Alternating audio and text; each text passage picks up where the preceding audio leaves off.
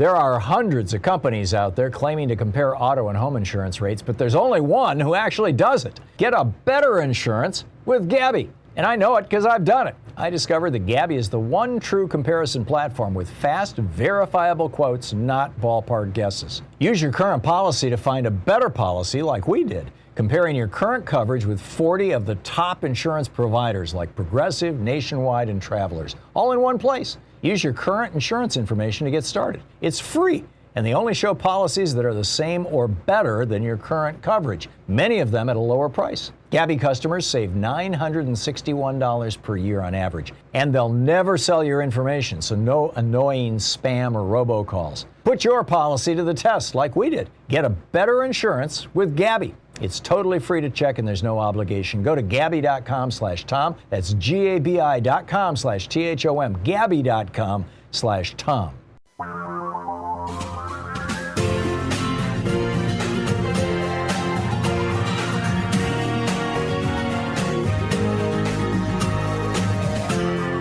This is the Thom Hartmann Program. And greetings, my friends, patriots, lovers of democracy, truth, and justice, believers in peace, freedom, and the American way. Thom Hartmann here with you. I want to start off with Ron DeSantis and Greg Abbott. This is troubling, shall we say, to say the very least. The headline of my daily rant today over at Hartmann Report, DeSantis and Abbott, will they be held responsible for mass dying of adults and children? Right now, we're seeing hospitals filling up across Florida, across Texas, and across all the states in between. And the pillars basically holding up either side of the South here, this anti-democratic, anti-Biden, pro-Trump, pro-death South, are Texas and Florida. DeSantis, or Florida and Texas, DeSantis and Abbott, respectively. And I'm hypothesizing here that they've gone all in on a high-stakes bet. And the example of Donald Trump indicates that they may well win it. And that's my main question to you today is, will they win this bet? By the way, on the op-ed over at Hartmann Report, we've enabled comments at the very bottom of the article, where if you're a full subscriber to the Hartmann Report, you can comment. It keeps out, the upside is it keeps out trolls and spammers, because it's only subscribers. So, and I'm checking it every half hour or so, and I've replied to a couple of people's comments already. But here's the question. Are they going to get away with this? Killing thousands of their own citizens, tens of thousands of their own citizens, and the children's of those citizens. Killing, perhaps too strong a word. Let's say letting die. But it's not just benign neglect. I mean, they're actually taking forceful, using the force of law, using police with guns, using the power of the law to say to teachers and school administrators and parents, you will not have a safe environment in your schools. And the reason why? Because we're all following Donald Trump and his anti-mask thing that he started back in 2020, because he was afraid that if people wore masks and social distanced and stayed home, the economy would go soft and he'd lose the election. I mean, let's keep in mind where this all began, right? But this is their bet that, Donald Trump, had he, according to this study from Brookings, there was another study from The Lancet, the British Medical Journal. Deborah Birx laid this out on national television. I've got a hot link to that in my article at Hartmann Report. She just says it out loud. 400,000 Americans would not be dead if Donald Trump had simply done what, for example, Trudeau did in Canada. Everybody has to wear a mask. Everybody has to social distance. If he had just done that, 400,000 dead Americans. But you look around at the Republican Party. Is anybody blaming Trump for their dead relatives? Apparently not. And this is the bet that DeSantis and Abbott are making right now, is they're saying, we're going to cause a whole bunch of people to die. and including children, by the way. The Delta variant doesn't seem to discriminate. It's no longer the boomer remover. It's now killing everybody and sickening everybody. And the bet that they're making in Florida and Texas, and then you've got the sheeple governors all in between, with the exception of John Bel Edwards in Louisiana, who's a Democrat. All these other governors, the bet that they're making is that the COVID pandemic or epidemic in those southern states is going to play out the way that diseases typically do.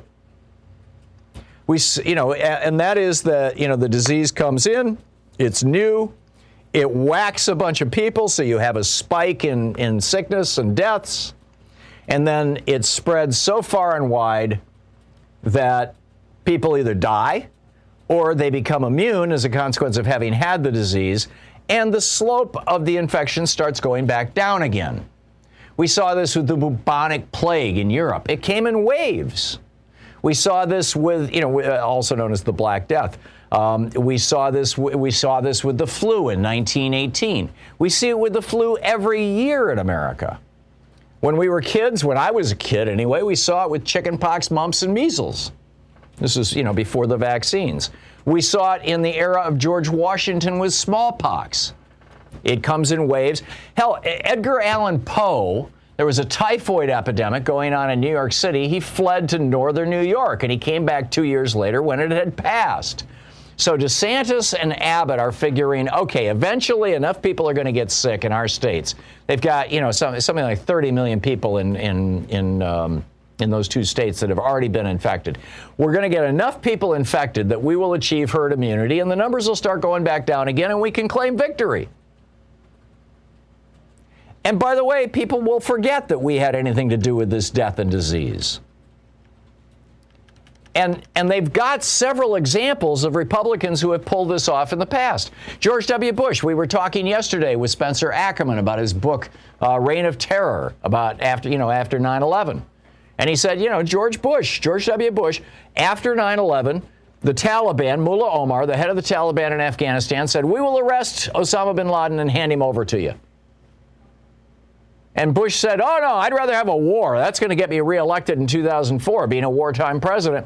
And he started bombing the poorest country on earth, or the second poorest country behind Burkina Faso, the second poorest country on earth, with an average annual income of $700 a year. That's how poor Afghanistan was. Bomb them back to the Stone Age? No, they were already there. And then he lied us, the next year he lied us into a war in Iraq.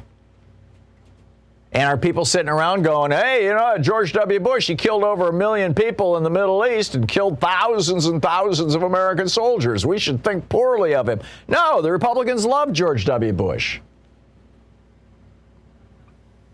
So it's not like there isn't precedent for Republicans getting away with this. Now, Democrats, not so much. Right? People, LBJ lied us into the Vietnam War. We all know that, and we hate him for that, or at least that part of him. I mean, he did great stuff with the Great Society, but the Vietnam War, that was a war crime. And how do we know? Because of the Vietnam Memorial. It's got those 50-some-odd thousand names etched into it. You walk by that memorial in Washington, D.C., and it's a gut punch. I've been there a couple of times. I have friends on that wall. It's an absolute gut punch. I guarantee you there will be no such memorial with the names of the people that just like right in your face to the 600,000 people who have died in the United States, 400,000 of them at least as the direct result of Donald Trump's, I was going to say incompetence, I would say malice. So, Republicans have a long history of getting away with this kind of thing, with killing Americans or, lying to us and being incompetent and killing Americans and just, dancing away. Trump's followers still love Trump. They're not sitting around going, oh, my friend Ralph died of this thing. He didn't have to die. No, they don't. They probably don't even know it because they live in such a well-insulated media bubble. And now it's hitting kids. The Agence France-Presse reporting from Philadelphia about a child, 10-year-old child. His symptoms were debilitating. Pain in his legs so bad he couldn't walk anymore. Gastrointestinal distress and nausea so severe he had to lie in bed. Unable to navigate the stairs. This is a healthy 10-year-old. Unable to navigate stairs, he crawled instead. When he got well enough to go to school, months later, at school, basic math equations and completing homework assignments became enormously challenging for the usually A student. He describes it as a kind of confusion because he couldn't grasp basic things that he'd normally find easy to deal with. This is called long COVID. It's hitting our children with this Delta variant. The National Institutes of Health on their website at nih.gov, quote, almost half of children who contract COVID-19 may have lasting symptoms, which should factor into decisions on reopening schools. Evidence from the first study of long COVID in children suggests that more than half of children aged between 6 and 16 years old who contract the virus have at least one symptom lasting more than 120 days, with 42.6% impaired by these symptoms during ongoing daily activities. Meanwhile, Carrie Eleveld over at Daily Kos writes, what can protect these children, however, is universal in-school masking for students and staff. It's been studied by Duke University researchers who tracked COVID-19 transmission in North Carolina K-12 schools across 100 school districts, 14 charter schools, 160,549 school staffers, and more than 864,000 students attending in-school instruction. Dr. Kinesia Zimmerman said, we've learned a few things for certain. This is an associate professor of pediatrics at Duke School of Medicine. Although vaccination is the best way to prevent COVID-19, universal masking is a close second. And with masking in place, in-school learning is safe and more effective than remote instruction, regardless of community rates of infection. But what do the headlines say? Well, down in Florida, the New York Post, COVID-19 cases among kids overwhelm Florida hospitals. The Daytona Beach News Journal, Florida sets COVID hospitalization records again, including highest in nation for children. In Texas, Channel 5, Dallas, full-on surge. Tarrant County leaders worry about children's health hospital capacity. CNN, baby girl with COVID-19 airlifted 150 miles because of Houston hospital bed shortage. So my question, are DeSantis and Abbott going to be able to get away with this? DeSantis just this morning doubled down. I'm going to defy President Biden. Really? You know, I would never bet that a Republican can't get away with mass killing. This is the Thom Hartmann Program. Or something awful close to murder. It just, you know, it's a terrible bet. Republicans just seem to skate on this stuff. What do you think?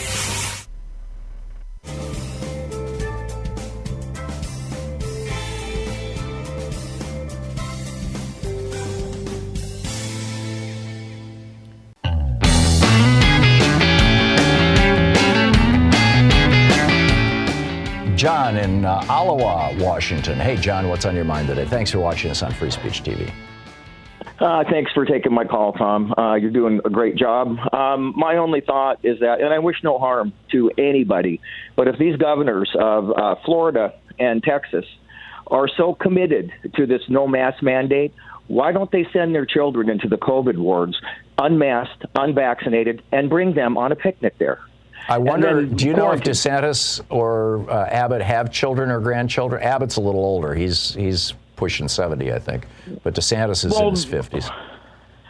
I think he's referenced that he has had children. Yeah. Or has children, but maybe they're grandchildren or relatives. I mean, Ted Cruz is out here ranting about this stuff. In fact, last night he was ranting about it on TV, how it's tyranny to require masks. Ted Cruz is sending his kids to a private children's school that charges $20,000 a year, more or less, and requires masks on all the children. That's Ted Cruz's children are protected, but he doesn't want anybody else's children protected. So, pardon the interruption, John. No, that's fine. That was all I really wanted to say, but it just really infuriates me that these people can be so I'm searching for the words, but loss of a better hypocritical? word. So Murderous? Any of those, and the acronyms that follow along with them. I just really can't believe that the society has changed so much that we have this complete idiocracy, and the people that believe in this stuff. When I grew up, my dad said, if you're not telling me the truth, you're lying. All right. And it just really infuriates me. And I thank you, Tom, for your work. I've been watching you ever since Brunch with Bernie. I think you're doing a wonderful job, and I just wish people would wake up, to use that term. Yeah. Thank you, John. Thanks for your kind words, and thanks for watching Free Speech TV. Sharon in Tucson, Arizona, watching YouTube. Hey, Sharon, what's up? Yes, good morning. I was just listening to the news this morning, and it appears that Trump is keeping control by, I have no idea why this is, hang in there to turn off the sound. Yeah, it's always a good idea. Whenever you call in, you want to turn off your sound and listen to your phone. Anyhow, go ahead, Sharon. Okay. This morning, the early news, we have DeSantis now going into collusion with Trump with the vaccine he was given when he was taken to Walter Reed. You mean the not the vaccine, but the monoclonal antibodies, the remedy? Yes. Those actually work if you get them early enough. You've got to get them before your symptoms get really bad. And that's the problem because, doctors and hospitals, because it's like an hour-long infusion. You got to put a thing into the vein and let it drip, drip, drip. And doctors and hospitals are, when somebody comes in who's not really deadly sick, they're like, you're not really deadly sick. Go someplace else. We're full. And that would be the moment to give them the infusion to keep them from getting deadly sick. So it's one of these weird catch-22s. Well, that's what's being pushed by DeSantis now. Well, how can hospitals do infusions when their ER rooms are overfilling into their cafeterias? I mean, that's crazy. Sharon, thank you. You're thinking logically. Yeah, I know. It's a curse. It's a curse. Sharon, thank you for the call.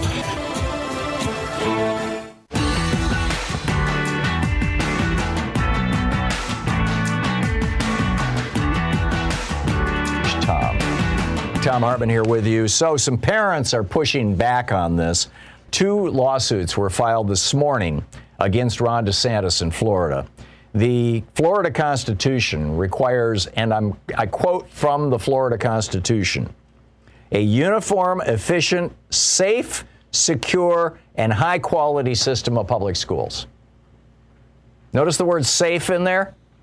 You've got parent groups that are representing parents in Alachua, I'm sure I'm mispronouncing that, Hillsborough, Miami-Dade, Orange, Palm Beach, and Pinellas counties, who are suing the governor saying, you are failing to provide our children with safe schools. The state, by the way, broke another record yesterday with 21,683 new cases of the virus. And by the way, did I mention the children's hospitals all across Florida, well, all across the South, are full. All the hospitals are full. Some of them are on the verge of breaking down. Rachel Maddow on her show last night on MSNBC just did a deep dive into Mississippi. Their hospitals are 4 or 5 days away from just collapsing. Because these governors are just all, hey, we're going to do like Donald Trump. We're just going to let people die and figure nobody is going to ever blame us. Republicans can get away with this, don't you know? George W. Bush lied us into 2 wars. Nobody's pissed at him. If anything, people are sitting around going, oh, no, the Taliban is taking over Afghanistan. Like the Taliban used to run Afghanistan. We shouldn't have gone in there. We shouldn't have messed with their these people call themselves freedom fighters. Why? Because they're evicting foreigners from their country. Now, I'm no fan of the Taliban. But I'm telling you, Republicans get away with making insanely stupid decisions that lead to the deaths of millions of people, including tens of thousands or thousands of Americans. And in the case of Trump and the COVID, 400,000 unnecessary deaths, according to the Lancet, according to multiple sites, according to Deborah Birx, who worked in the White House. She comes on national television and says 400,000 people died who didn't have to die, all because of Donald Trump, because of the way he responded, because he refused to have a national mask mandate and social distancing. And here we are again. So my question, are DeSantis and Abbott and all the governors in between going to get away with this? Or is history going to record them as the Stalins of their time? Stalin let millions die from famine. You're listening to the Thom Hartmann Program. But whether you die from famine, like with Stalin, or whether you die, 400,000 people die from a deadly disease, like with Trump, you're still dead. Are they going to get away with it?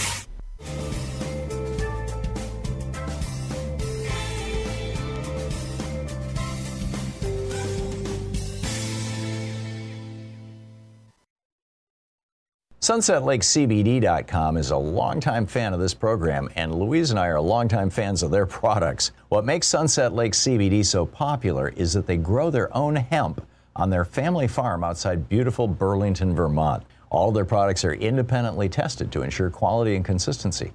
Sunset Lake CBD is also super proud of their business practices, paying their employees a $15 minimum wage. Their farm is also 100% pesticide free. They sent over a big box of CBD oils, gummy bears, chocolate fudge, coffee, and even pet treats. Wow. Their 750 milligram CBD oil is great for a relaxing night's sleep, and their gummies are delicious. If you're new to CBD or want to treat yourself to something special, Sunset Lake CBD has created a special coupon just for my listeners. Visit sunsetlakecbd.com and use the coupon code TOM, that's THOM, at checkout for 20% off. At sunsetlakecbd.com and use that code TOM at checkout for 20% off. These statements have not been evaluated by the Food and Drug Administration. These products are not intended to diagnose, treat, cure, or prevent any disease. These products are not for use by or sale to persons under the age of 21. Today we're reading from Our Women on the Ground, essays by Arab women reporting from the Arab world. And this is from the introduction by Sahafia. When I first visited Raqqa Hassan's Facebook page in 2014, I think it's Rakia Hassan, in 2014, I was struck by her profile photo. The Syrian woman had paired a black hijab with a figure-hugging top that was embroidered with gold sequins. Her eyebrows were impeccably groomed, and bronzer contoured her cheekbones. It was a daring look, considering that she lived in Raqqa, the northern Syrian city that was, at the time, controlled by the most brutal Islamist group in the world. Most striking, though, was the defiant expression on Rakia's face, a defiance reflected in each one of her Facebook posts. Everything about the petite woman screamed, "I am here and I will not be silenced." Rakia was a Sahafia, a woman journalist, who secretly reported on the crimes of ISIS from inside Raqqa. But she was no ordinary reporter, at least by mainstream media standards. The 31-year-old of Kurdish descent wasn't employed by a major news outlet. She never had a byline or a dateline and was never trained to cover warfare. She hadn't conducted any interviews, and she certainly wasn't impartial. She participated in anti-government protests and openly criticized Syrian President Bashar al-Assad. Online, Rakia was fearless, even though vocal opponents of ISIS were often swiftly executed. The Citizen Sahafia wrote in chilling detail under a pen name, Nisan Ibrahim, about the atrocities the group was waging on the people of Raqqa. She shared her reports on Facebook, sometimes posting several times a day. As Rakia amassed a large social media following, her friends advised her to take down the photos of herself that were viewable to the public to protect her identity, but she refused. A philosophy graduate at the University of Aleppo, Rakia was known for the personal, poetic, and somber tone of her social media posts, which were always written in Arabic. She wavered between reporting what she'd witnessed and writing about how she felt. In December 2014, less than a year after ISIS declared Raqqa the capital of its caliphate, she posted the following: "In Syria, life and dignity have become two parallel lines that never meet." Rakia mostly referred to ISIS as Daesh, the acronym for Al-Dawa al-Islamiyya, the Islamic State of Iraq and Greater Syria, which has reportedly drawn the ire of some ISIS commanders as it strips the terror group's label of its reference to Islam. Daesh has closed all internet cafes in the countryside, and most likely in the city too, the Citizen Sahafia wrote in June 2015. "Without the internet, we will lose our only way of communicating. Dear God, emigration is a loss of dignity and a form of humiliation, while staying here is hell. Dear God, where should we go?" What Rakia presented in her harrowing posts was an authentic account of the events unraveling on the ground in Raqqa. Those accounts came at a time when few Westerners could report from within Syria, but they nonetheless commanded the international journalistic narrative on the country from afar. One of Rakia's final posts on Facebook was also her most unsettling. I'm in Raqqa and I've received death threats, she wrote on July 20th, 2015. When ISIS soldiers arrest me and kill me, it will be okay, because while they will cut off my head, I'll still have dignity, which is better than living in humiliation. Shortly after that post, Rakia was abducted by ISIS and never heard from again. In January 2016, her brother received confirmation from the terror group that she had been murdered along with 5 other women. At the time of this writing, Rakia's body has not been returned to her family. Well before Rakia was killed, I wondered what her story was. Why did she turn to writing and citizen journalism, despite knowing that death would be a very likely outcome of her outspokenness? Why did she choose the pen name Nisan, which means April in Arabic? How did she reconcile the identity she presented online with what was expected of her at home or by the society she lived in? Much like Rakia, scores of women in or from the Arab world and broader Middle East have quietly and courageously risked their lives to write about the coming apart of their region. These women are fierce reporters who have helped shape the narratives of perhaps the most important moments in their homeland's modern history, a time of failed revolutions and violent warfare, widespread political and social upheaval, and the worst refugee crisis since the end of the Second World War. And yet, despite their access, expertise, and the obstacles they must overcome in order to do their jobs, they haven't received as much attention as their Western and often white male peers.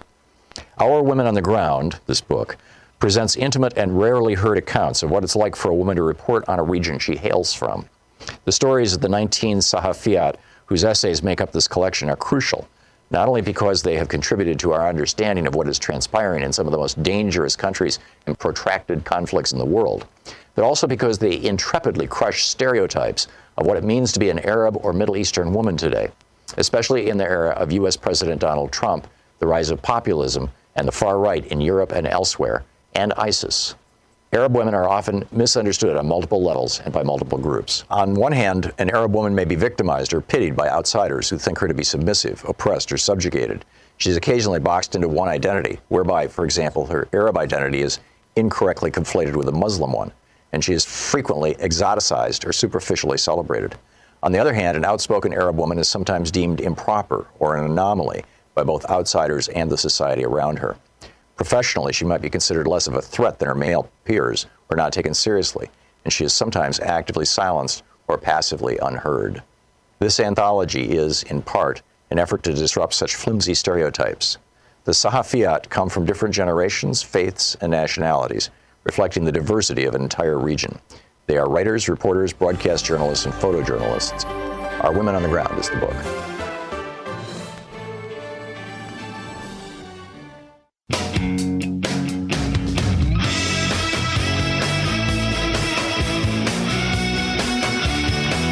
Okay, welcome back. This is Susan J. Demas. I'm assuming it's pronounced Demas. I don't know Susan.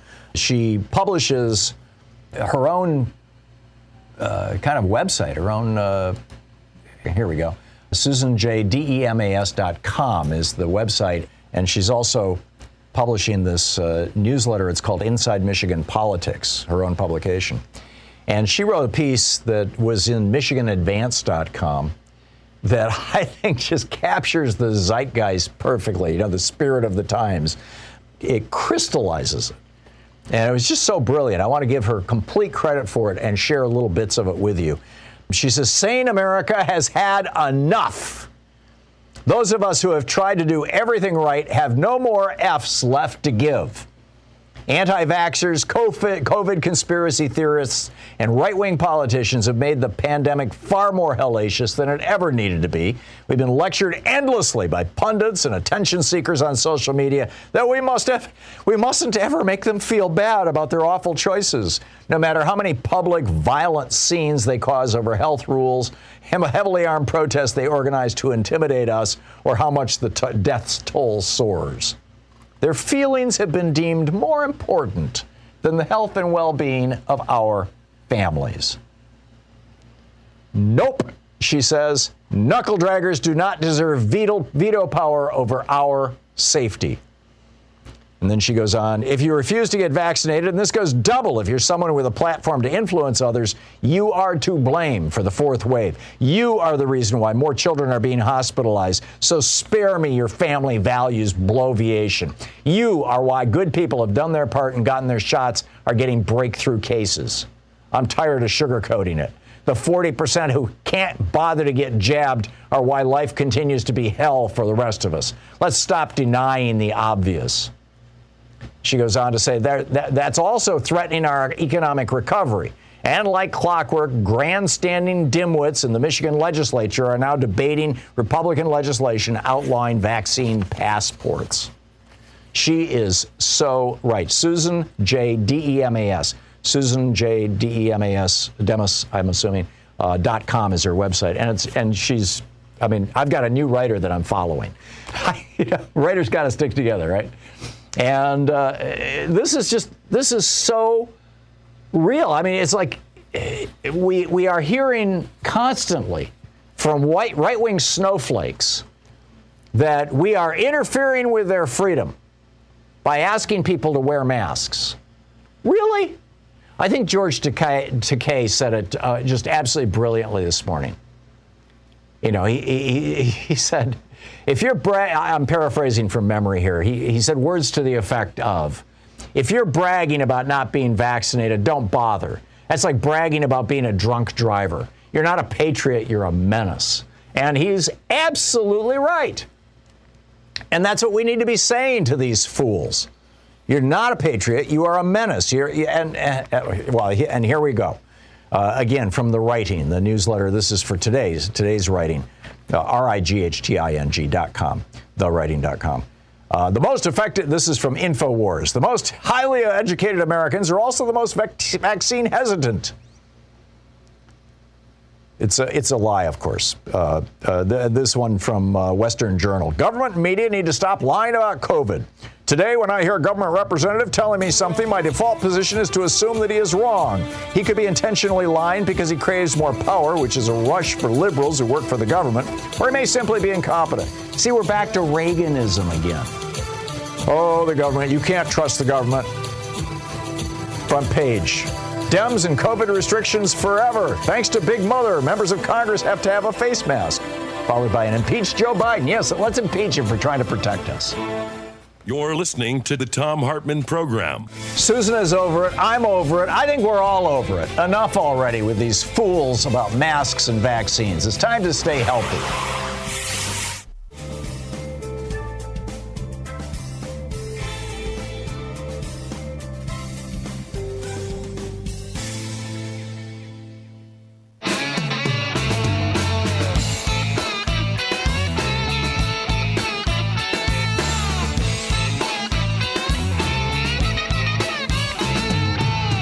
Thom Hartmann here with you.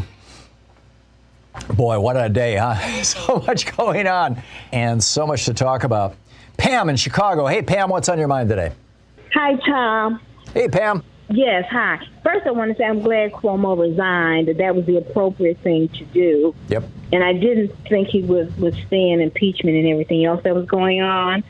Tom, regarding Senator Sinema, I heard her interview and her explanations as to why she doesn't want to blow up the filibuster. And I try to listen to people, Tom, when they, talk or interview, so you can really get a feel, what's the real answer and how to persuade them. So I don't know if you're familiar with any of her interviews. She said that the filibuster was an institution. So that says to me that she's not really educated on the history of the filibuster. So maybe that's one point. But the other, she said that she was looking long-term. She was concerned that the Republicans would become the majority party and that they might overturn any voting rights laws. Yeah, I heard that interview last weekend. Right, or they might overturn any laws pertaining to gay and, the LGBT. Right. Right, and she was concerned about that. Long term, she said, looking long term.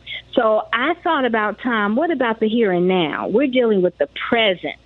And right now you have these restrictive laws that are just out and out racist. So I thought we might appeal to the LGBT community and ask them to apply some pressure on her regarding this issue, because there are a lot of black, gay people, transgender people, and that community might be able to apply some pressure on her that she might understand, because certainly, the restrictive voting would impact those of her own community. Yeah. And I just thought that might be a solution that might help apply pressure. Pam? Because if not, Tom, yes. No, go ahead. Finish your thought. I'm sorry. I thought you were done. I was just going to ask, if we don't do that, then that means that we will not get voter rights legislation, John Lewis, and that the representatives from Texas who are fighting tooth and nail, they've done that for nothing. Yeah.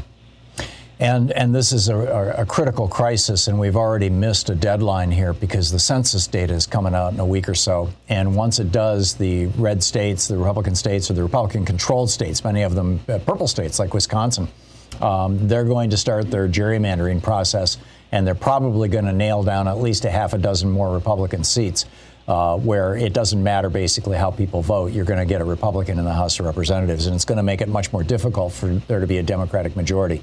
And we really needed to have blown up the filibuster long before now. Her argument, both of her arguments are completely specious. They're complete nonsense. Yes. Her argument about the filibuster being, an institution that's part of American history. Well, yeah, as a way of defending slavery. I mean, that's where it started in 1836 with John C. Calhoun. And right up until 1965, the filibuster was never used for anything except to block civil rights legislation. A, you're absolutely right, she doesn't know her history. But B, this thing about, we shouldn't do this now because if we do, Republicans will do something else later. That is completely circular logic. It's completely nonsense. And it discounts the idea of democracy. In a democracy, the majority wins. And the majority is sometimes going to do things that you all don't like, that none of us like, that are stupid. And that's one of the ways that we learn. We try things out, they blow up in our face, and we say, that didn't work, let's try something else. That's not a reason to not do anything. It's not a reason to say, we're going to sit here and sniffle and suffer in paralysis. And the Republicans will figure out ways around things anyway. Trump wanted his tax cuts for his billionaires. He got it through reconciliation. The Democrats are going to pass this $3.5 trillion, God willing, knock wood, through reconciliation. I think what's really going on, Pam, is that Kyrsten Sinema, in all probability, as is the case with most people who are members of the so-called Problem Solvers Caucus, which came out of the No Labels group, which came out of a bunch of Wall Street billionaires, is on the take. And it's perfectly legal because the Supreme Court legalized it. And, somebody is feathering her nest really, really well. And, she's not, she doesn't want to back away from that. But and that's my sentiment, Tom. But let me ask, so which one of our Democratic senators is having that real heart-to-heart discussion with her behind the scenes? Oh, it's got to be Chuck Schumer. Are they really just coming to her hard-hitting and telling her the truth about herself, as we would say in the community? There you go. Because, because they use all of their power for bad. They don't care if they break institutional norms, whatever norms, break laws, and we won't use all of our power for good. Yeah. And that has to stop on the Democratic side. That has to stop. I agree. Right now, this is the moment where we're going to find out if this strategy can work. President Biden is going to, in all probability, come out in support of the $3.5 trillion bill. And he's also going to support the Progressive Caucus in the House of Representatives. If everything I'm reading is accurate, we'll find out. But I would be very surprised if it doesn't play out this way. He's going to support the Progressive Caucus in the House of Representatives who are saying, we will not vote on the $1 trillion bill that Kyrsten Sinema is staking her reputation as a legislator on, and Joe Manchin as well. Yes, we can compromise with the Republicans. We will not vote on that $1 trillion bill unless we can also at the same time vote on the $3.5 trillion bill. It's not going to get out of the House unless they both get out of the House, and it's not going to get past the Senate unless they can both get past the Senate.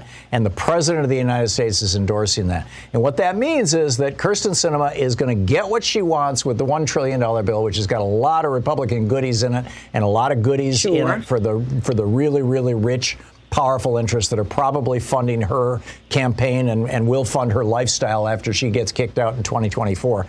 number one. But number two, so she's going to get what she wants, but she's going to have to give progressives what they want in exchange for that. And this is going to be a very delicate. Yeah, it's going to be a very delicate dance, and it's going to require the progressives in the House of Representatives to absolutely hold the line, to absolutely say, this is it. We are drawing the line right here. And if they can do that, and if they hold that, then I'm actually optimistic about this. So we'll see. But Pam, I think, believe they will, Tom. Thank you. Thank you, Pam. I think if anybody needs to be talking to her, it needs to be Chuck Schumer, because he's basically the guy who doles out things like committee seats, and he has the carrots and the sticks. Kenyatta in Los Angeles. Hey, Kenyatta, what's on your mind today? The ugly American. Oh yeah, yes. I've always been. I'm probably anal about manners, to be perfectly honest. My background, the way I was raised, that's just something very important to me. And so I say that because the caveat is I'm hypersensitive to this stuff. But I got to tell you, I am definitely seeing an increase of rudeness. And, rudeness became fashionable in the U.S. Some time ago. I can't tell you exactly when, but for instance, you may recall that the U.S. soldiers in Afghanistan some years ago urinating on dead Afghan soldiers or Taliban members. And the venue where I live, we see young men, I guess it's called sagging, their underwear hanging out. We've had a rash of freeway shootings here in Southern California. And I think that one of the things that has exacerbated this, Tom, was the lockdown. When you take a society of mostly illiterate people and lock them up for a year and then loose them all at one time, you're bound to have problems. And I've said to my children, be very careful about going out right now. Let the dust settle a little bit, because everybody's anxious. And Donald Trump, definitely this stuff trickled down from him. Ironically, I had to get a side window replaced on my vehicle, Tom, about 2 weeks ago. And when I got to the shop, there was a Mercedes there that had a Donald Trump, like a figure of him, like a cartoon figure, on the back windshield. And every one of these windows had been busted out by a brick. Side windows, front window, back window, and even though, hey, look, I'm no fan of Agent Orange, as you know, still, when we get to the point in the country where people are taking things out at this level on inanimate objects, I think we're in trouble. Yeah, but I'm definitely seeing a lot of that. Well, and you're prescient here, Kenyatta. 9/11 was a turning point for America, because George W. Bush's response to 9/11 was to identify a them for us. We had a new them. Exactly. It had been a long time since we had a them. It used to be the communists, but now we had a new them, and it was Muslims. And it was okay to trash Muslims. It was all okay to trash talk them. It was okay to set their mosques on fire. And it was certainly okay to go to some other part of the world where most of the Muslims had brown skin and bomb the crap out of them. And absolutely. And, that I think that was a turning point in a whole bunch of different levels. And then we pulled back from that with the Obama presidency, where, for 8 years it was like, oh, well, maybe we can live together. But we never really repudiated that. And then Trump gave license to everybody with his racism. Of course. Listen, and think about the language he would use as a president. He'd be at a rally and all these expletives would come out of his mouth. People talk about January 6th. That insurrection was all about rudeness. It was rudeness on steroids. And right before, and I don't know if you heard it, but his son, I forget which one of them, he was using the foulest language before those people marched to the Capitol. Yeah, that was Donnie Jr. You can imagine. Yeah. And that's, and then there's this whole element of American, mostly white American society that celebrates that, Yeah, he tells it like it is. No, he doesn't. He's an ass. Well, now I'm doing it. See, there you go. It's contagious. Kenyatta, good talking to you. I'll see you later. Yeah, thanks so much for the call. You're listening to Thom Hartmann. Visit thomhartmann.com for audio and video archives. I can't believe I just offered a great example of my own thing that you should never do. It's like, I can't believe it. We'll be back with your calls right after this.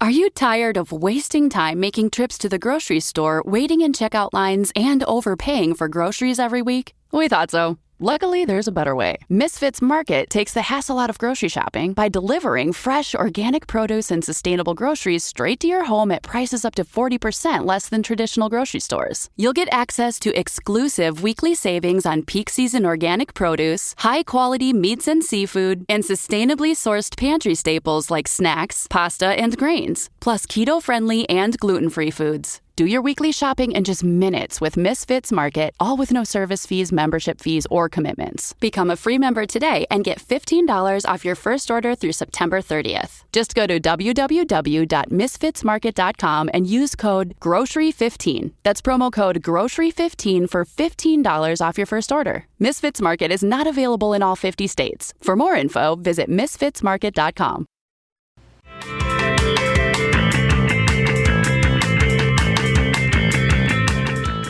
Ari in Eureka, California. Ari, you are on the air. Thanks for listening to us on the Thom Hartmann app. Hi, Tom. Yes, people are getting ruder. I'm getting ruder. I own a little retail shop, and people who don't wear their mask properly, I'm sorry, they can either pull it up over their nose or they can leave. I also have a really good rule of thumb when to wear a mask. Mm-hmm. Anytime you feel it necessary to wear pants, you should wear your mask. I love it. It's just kind of an extension, and then there's that whole let your nose hang out thing. Is just imagine men with their underwear like that, and it's like, yeah, I get it. I totally get it. Are you getting in your little retail shop? Are you getting blowback? Have you had threats? Has it been a problem, or is Eureka, enough of a progressive neighborhood community that people are going along with it? Well, most of our regular customers thank us for being so careful, but some of the people I'm in an area where tourists would come to my shop, and tourists from places where there is no masking are very upset that they can't. Right now, I'm closed for in-store shopping. I only have front counter service. And they're very upset they can't come in and touch everything. They're very upset that I make them wear a mask or that I make them wear a real mask instead of their stupid gaiter that does nothing. But, I don't care. I'm not going to get sick. I'm not going to get my staff sick. I'm not going to get my other customers sick. Yeah. Bless you, Ari. That is great. Thank you for the call, and thanks for sharing your story with us. I do appreciate it. Grant in Ventura, California. Hey, Grant, what's on your mind today? Perfect timing, Tom. Ari would love our ad. I want to share a tag you're at with you. Okay. Because Nurses for Social Responsibility is running an ad in our local newspaper, and we're urging other nurses across the country to do the same. And it says this: bragging you won't wear a mask is like bragging you drive drunk, you smoke in restaurants, or you won't buy a car seat for your 4-year-old. All we have to say to you is this: stop bragging and hanging out naked in front of us. We don't want to see your COVID nose or mouth. Save lives and put on your clothes and wear a mask. Brought to you by Nurses for Social Responsibility. That's brilliant, Grant. That it's. I wonder if that's where George Takei got the idea. For his tweet this morning, which was along the same lines. Saying that you're unvaccinated is like saying that you're a drunk driver. You're not a patriot. You're a menace. Well, I'm a retired nurse, and I think people are starting to get it, Tom. That's good. That wearing a mask will protect you, in part, from this disease. And, of course, getting vaccinated. That's our way out of this problem. Yeah. And I urge everyone to get vaccinated. Yeah, I completely agree, Grant. And even if you've had COVID, get vaccinated. Because I was just looking this up. Absolutely. Yeah, the vaccine. And get your booster, especially if you're a senior citizen. Yeah, amen. Well, we've got to get the boosters authorized. I will line up the minute I can get one without having to lie about it. It's a really difficult decision. Grant, thank you for the call. It's great. Bravo. Yeah, have a good one.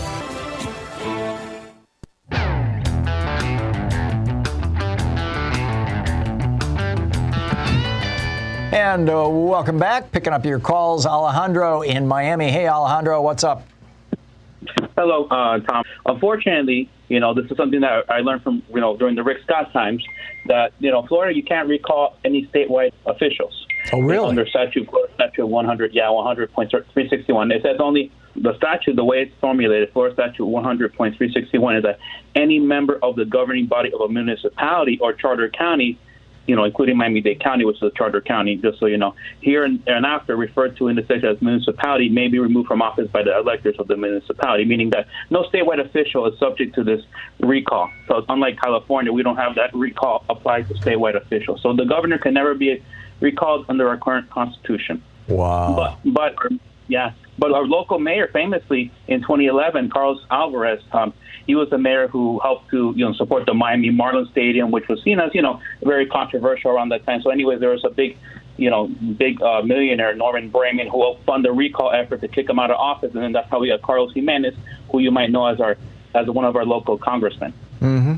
That's interesting. He ended up being the county mayor. That's very interesting. Alejandro, thank you for that. Thank you. And now we just have to figure out what's the deal with Texas, and we'll have it all nailed down.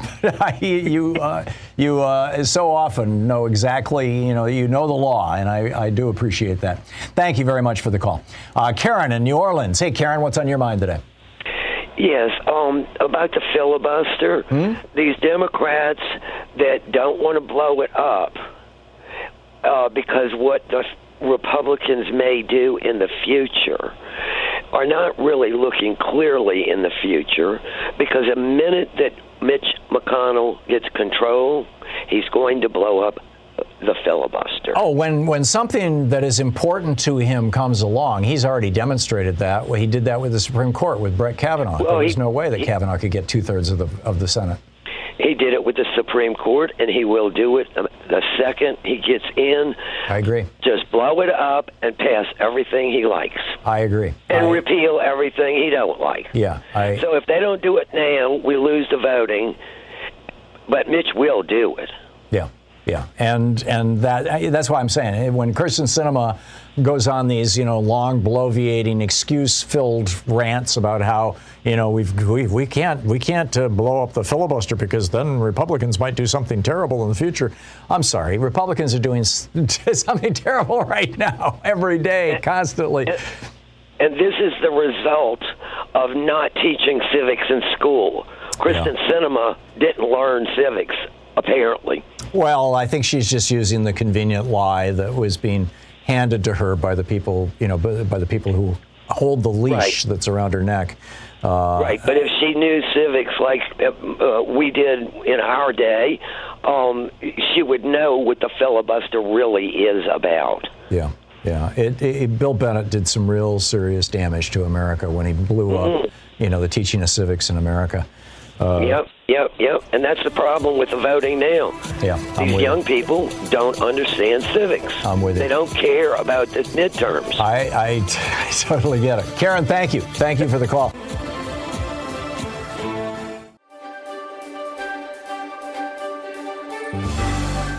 Today, we're reading about Thunderdome politics, an uncivil war taking back our democracy in an age of Trumpian disinformation and Thunderdome politics by Greg Sargent, the Washington Post columnist. This is from his chapter on voter suppression. It's page 37.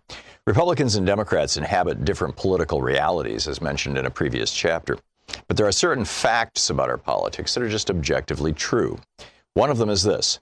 Generally speaking, efforts to make it harder to vote are almost always pushed by Republicans. You cannot understand what is happening in American politics right now without recognizing this stark and very fundamental difference between the two major political parties.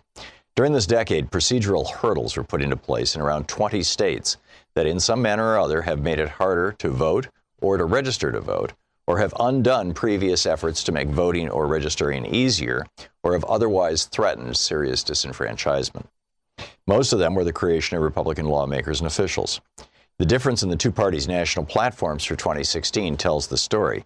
The GOP platform champions additional hurdles that are absurdly disproportionate to the phantom abuse it alleges, while the Democratic platform champions multiple specific ways to make it easier to vote, not harder. The most common and controversial of methods used by Republicans to suppress Democratic turnout is the requirement that would-be voters present identification at the polls. The game here tends to turn on requiring forms of ID that some groups are less likely to have, making participation harder for them. Other restrictions include techniques like cutting back on early voting and making it harder to register, both of which have, in recent years, been instituted in multiple states. Republicans who have passed laws making it harder to vote have tended to claim such measures are necessary to protect against, quote, voter fraud. We'll look at this in more detail below, but for now, note that most of the states that have passed such measures did so while under Republican control. As New York University political scientist Samuel Isikoff has memorably put it, the single predictor necessary to determine whether a state will impose voter access restrictions is whether Republicans control the ballot access process. Scholars trace the modern era of warfare over election rules to the intensely contested presidential election of 2000, in which a divided Supreme Court halted the recount in Florida, throwing the presidency to George W. Bush. The closeness and partisan acrimony of that contest, combined with the intense national focus on election rules that accompanied the court battle over it, helped persuade both parties to invest much more attention and energy on those rules.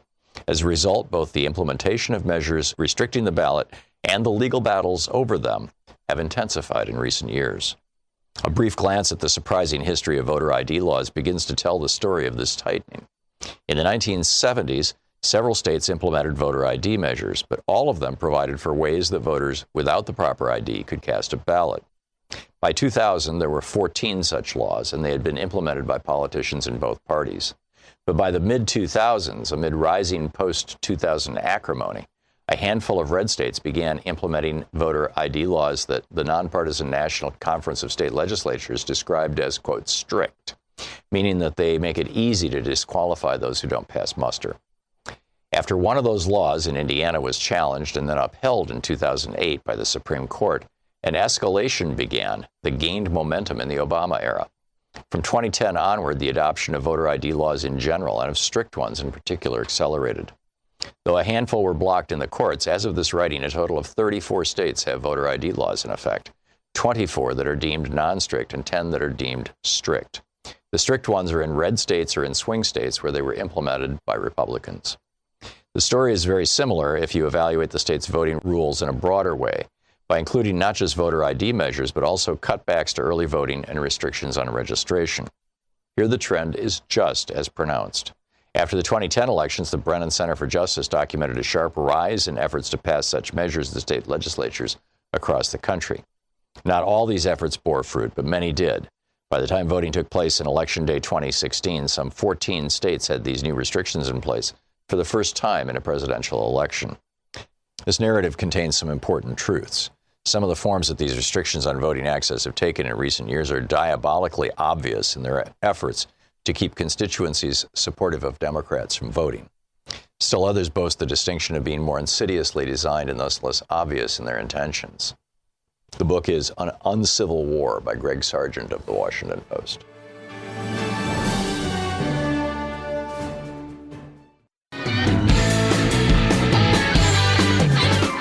Julie in Posen, Michigan. Hey, Julie, your thoughts? Hi. You know, I wear a mask when I go into stores. And a couple of times I've gotten not so nice comments from people. Really? And I usually I just ignore them. But the last time I was at the grocery store, and it was pretty full. Well, for up here, there was like 7 people in line. And this guy made this comment to me right behind me. And I turned and looked straight at him. I said, you know what? This is not just a mask. It's an IQ test.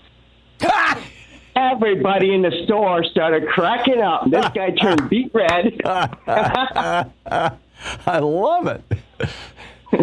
Julie, you win the Creativity Award for the day. it made me feel so much better.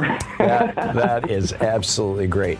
In fact, Julie, I want to send you a copy of my new book, The Hidden History of American Healthcare. It'll be out in a couple of weeks, but we've got a box of them here. And if you would like, I'll put you on hold, and Joyce can get your address and everything. I would love that. Thank you so much. You've been listening to Thom Hartmann. For audio and video archives, visit thomhartmann.com.